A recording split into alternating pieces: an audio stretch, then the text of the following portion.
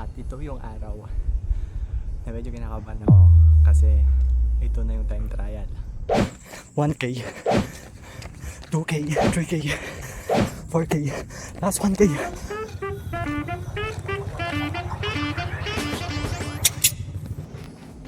So hi, it's your Neil and this is the day 35 of trying to achieve 5 kilometers of 30.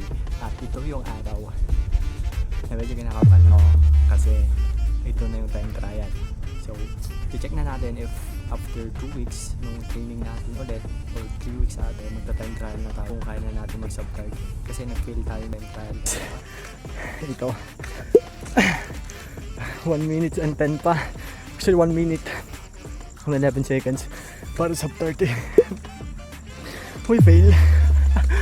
May 1 minute and 10 seconds. So ayun, sana mabit natin. Sana worth it lahat yung naging training ko after 34 days. So let's go. 1K,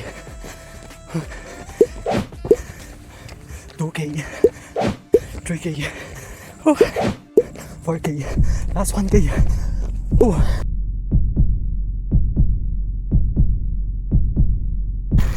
5 kilometer.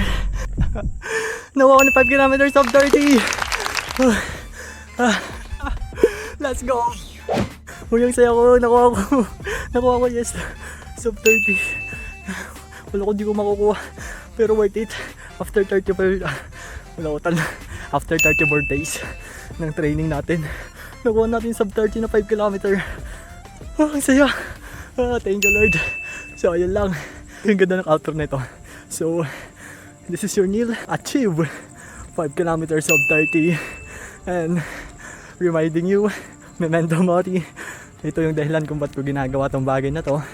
At sana kayo din, gawin nyo yung mga bagay na kabubuti nyo nang walang sinasaktan at inaapakan na tao.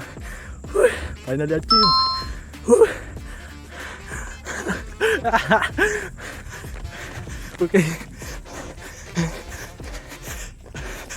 10 kilometers of 1 naman. Let's go!